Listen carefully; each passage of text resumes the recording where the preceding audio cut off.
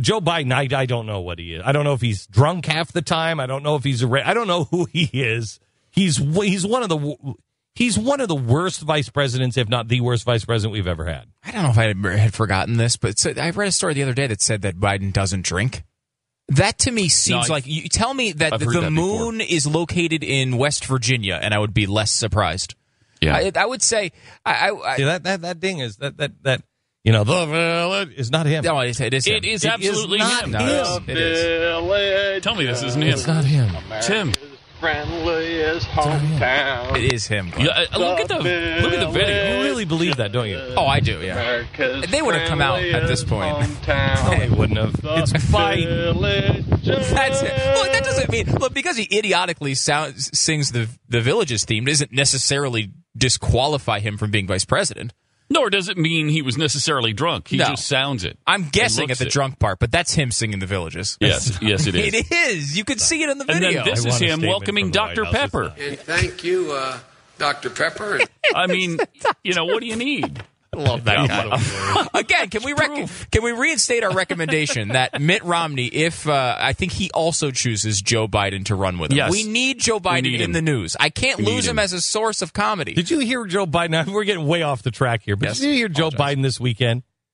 Joe Biden this weekend gives the creepiest. It was weird. It really listen to this as he's talking to college graduates. He is so unbelievably, I think, phony here. He almost sounds like he's on, I'm on lithium now. I don't know. I want you to listen carefully. You're an incredible generation. He's talking to students. That's not hyperbole either. No. I think he's, now hang on just a second. Start this again. Imagine him. This is pillow talk. This is him just talking. He's sweet talking a woman. Mm-hmm. All right. You're an incredible generation. That's not hyperbole either. No. Your generation and the 9/11 generation before you are the most incredible group of Americans we have ever produced. Stop. Hang on. He doesn't. He may not drink, but he's doing Percocet or something because he's like, I love you. Mm-hmm. I just want you to know, I love you so much. You are just so incredible. You are one of the most. Have I told you how much I love you? Ever. You're the most incredible generation ever. I love you so much.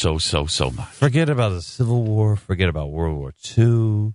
Forget about those guys who completely crushed the Nazis and communism. You are ever. If you are ever in trouble, I've been giving you my phone number. I love you so much. You're so great. You really could insert the word woman over generation here, and it is him in bed. It is. Listen to that again. Yeah. You're an incredible generation. Woman.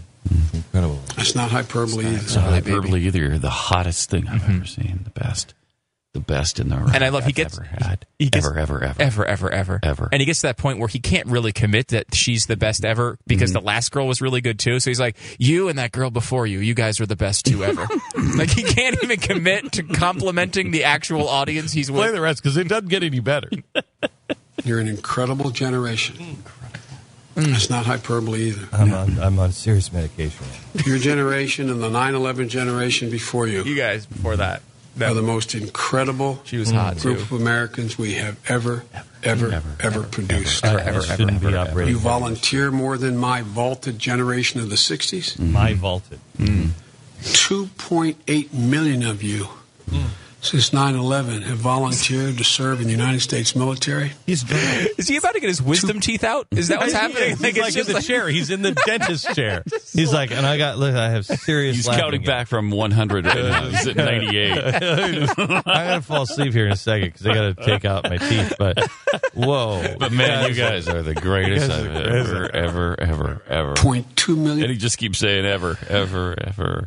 Them strapped on boots that have taken them across the scorching sands of Iraq or the God-forbidden landscape of Afghanistan. The God-forbidden lands. What's thousands of fallen angels. That land? And you hear them tell me, and I read, that your generation is not ready to take on responsibility. Listen to this. Stop. People tell me, and I read, that your generation is just not ready to take on responsibility. Something is wrong with him. Seriously wrong. Yeah. And Seriously. Did he say, by the way, did he mistake? He meant to say God-forsaken land, right? And he said God-forbidden land? Because I don't think God forbade the land. And by the way, also the vice president, should he really be calling Afghanistan God-forsaken landscape? Like, I don't think that's a... I mean, is that really what a vice president is supposed to... I mean, the vice president is not exactly, supposed to be the chairman of the board of tourism for a country we're at war in. No, but we're not at war with Afghanistan currently. We're at war. Of course we are. They're all Muslims. You know that, and I know that. I don't think that's accurate. It's some of the greatest people ever. This generation that's brought us Occupy Wall Street. I mean, they're great. They was the greatest ever. We have to listen to this part again because it's absolutely it's fantastic. Is not ready to take on responsibility. God. That is the most over dramatic. What is wrong with you, man? Seriously? That's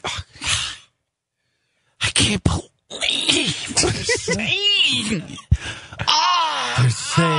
They're saying that you're not ready. That's not true, man. Gosh. How could they? Listen to this. And